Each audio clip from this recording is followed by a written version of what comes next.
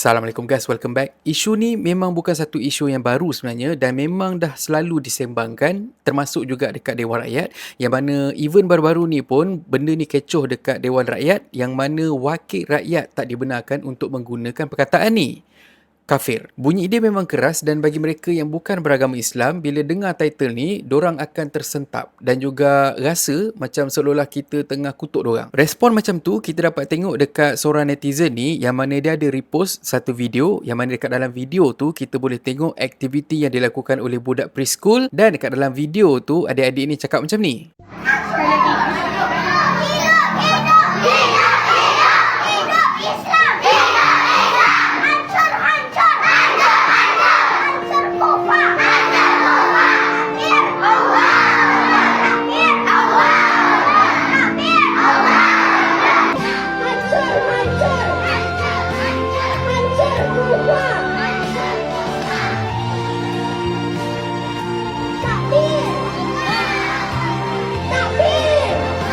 Lepas tu individu yang share video ni duk kata, hidup Islam dan hancur kufar, for KPM to evaluate. Pertama sekali, before everything, happy Deepavali to you. Since you dah tanya, I rasa terpanggil untuk menjawab. Pertama sekali, aku ada tanya sahabat aku apa maksud kufra, dan dia ada maklumkan yang kufra ni ialah kata plural bagi kafir. Maksudnya kafir singular, dan juga kufra tu bermaksud plural, ramai orang, ramai kafir. Itu info yang general dan tak ada kena-mengena dengan apa yang aku nak sampaikan selepas ni. At least tak kena-mengena sangat lah. Okey, perkataan kafir tu sendiri pun memang membawa maksud non-Muslim ataupun bukan Islam. Tambah lagi maksud dia manusia yang tak terima dan enggan menerima Allah sebagai Tuhan mereka. Kiranya perkataan non-Muslim tu dekat dalam bahasa Arab ialah kafir. Habis tu takkanlah kalau kata orang yang berbangsa Arab, yang berbahasa Arab, dia duk cakap pasal non-Muslim, tiba-tiba dia nak kena tukar slang tu jadi non-Muslim pula. Ya habibi wal an'am non-Muslim al-syekh al-kamalun. Macam tak kena, betul tak?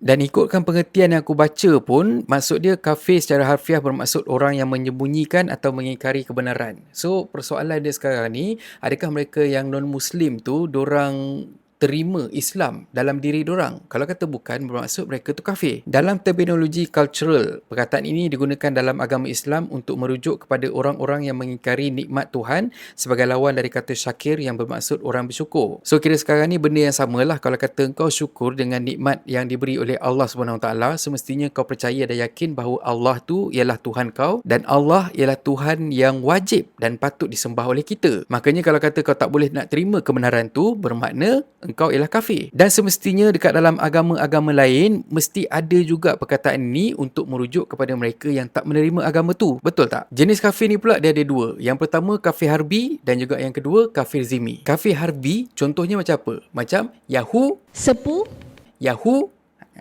Yahudi. Maksudnya mereka yang bukan Islam, menentang kaum Muslim dan tak terima ajaran Islam, memperlekehkan Islam dan juga mengkhianati kaum Muslim. Dan kafir zimmi pula bermaksud non-Muslim yang tinggal di kalangan orang-orang Muslim ataupun duduk dalam negara Muslim dan mereka mendiami negara ni dengan penuh aman, penuh harmoni dan menerima Islam sebagai agama untuk kaum Muslim. Pada saudara-saudaraku kaum Muslim, kita jangan marah sebabnya diorang memang ada hak untuk tanya dan tanggungjawab kita untuk terangkan kepada mereka. Untuk info saudara-saudara non-Muslim yang bertanya pasal benda ni, ini bukanlah secara general. Apa yang dilaungkan oleh anak-anak ni sebenarnya bukanlah satu laungan untuk kesemua kaum-kaum kafir, tapi sebenarnya sangat-sangat spesifik. Sebab macam kita tengok sekarang ni, diorang tengah buat solidariti terhadap saudara-saudara kita yang berada dekat Palestin. Kufar yang dimaksudkan oleh adik-adik ni sebenarnya merujuk kepada bangsa Isdegil. Macam kita tahu, bangsa ni sekarang ni tengah tindas dan juga tengah tamatkan nyawa banyak rakyat-rakyat Palestin yang mana majoritinya Muslim dan ada juga sebahagiannya daripada Kristian.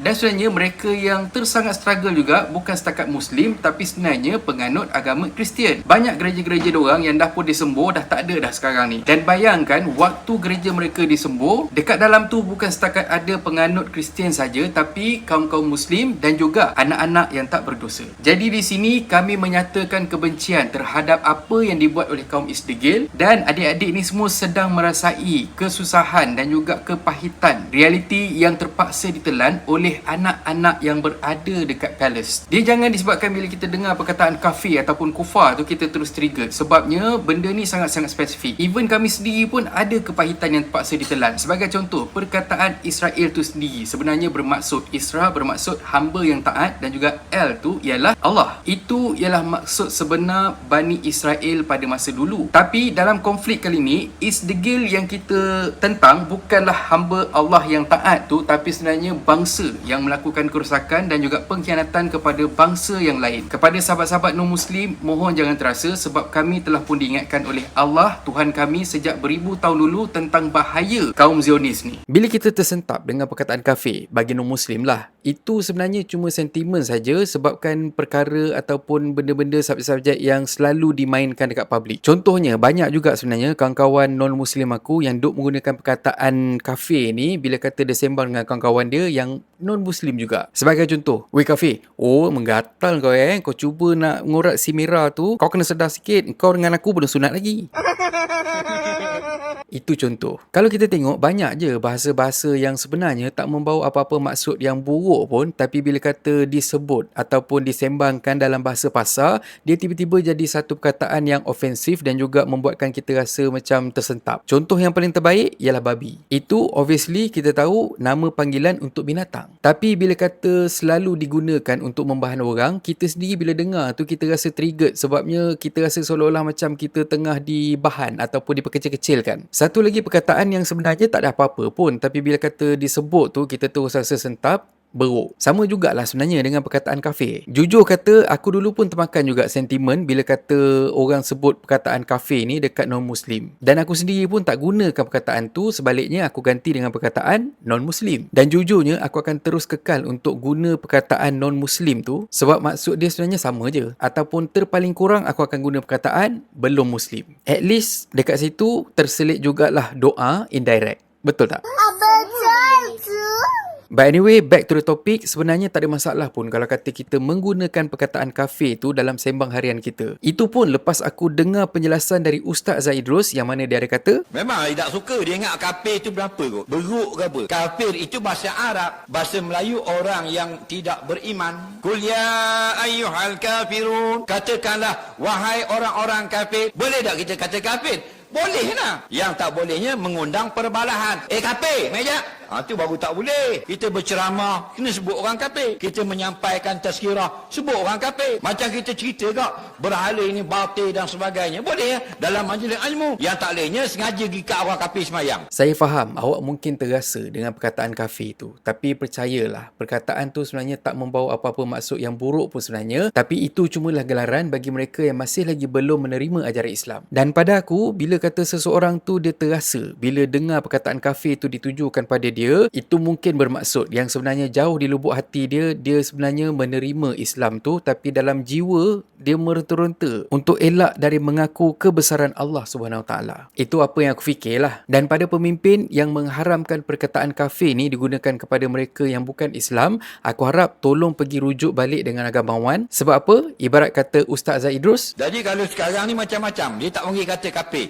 Kita nak ikut siapa? Apa nak ikut orang kafir? Kita ikut agama kita. Lakum dinukum waliyadin. Agama kafirmu tu hakmu. Agama kami yang secara. Ni negara kami. jadi pada aku tak ada apa pun yang perlu disasat dekat sini, dan kita kena faham yang kita ni berada dekat Malaysia, sebuah negara yang majoriti Muslim, dan agama kita sendiri pun, agama rasmi kita ialah agama Islam. Jadinya kepada mereka yang belum Islam, kena terima cara hidup dan juga undang-undang negara ni sebab benda ni dah termaktub dekat dalam perlembagaan negara. Aku boleh pilih untuk tenteramkan hati sahabat-sahabat non-Muslim aku dekat sini dengan mengatakan yang seharusnya kita elak untuk menggunakan perkataan kafir, tapi maafkan aku lagi prefer untuk ikut ajaran agama aku sendiri. Dan sekali lagi, perkataan kafir tu bukan untuk mengeji sesiapa selain dari menunjukkan seseorang tu Muslim ataupun tak. Kalau rasa marah, rasa triggered orang panggil kita ni kafir, masuklah Islam. Masa tu mesti takkan ada siapa yang panggil awak kafir. Harapnya dengan pencerahan aku ni, kita dah faham apa makna kafir dan adakah kita boleh pakai perkataan tu kepada mereka yang non-Muslim. Dan jujurnya, tak perlulah nak triggered bila kata terdengar perkataan tu dipanggil untuk kita. Kecuali kalau kata kita ni Muslim lah. Dan akhir kata pepantun, Tepi rumah ada tebu, tanam sekali ubi kayu. Agama aku, cara aku. Jangan kacau, jangan ganggu. Dan kalau korang suka konten ada dalam channel ni, please consider to subscribe. Okay, so thank you very much for watching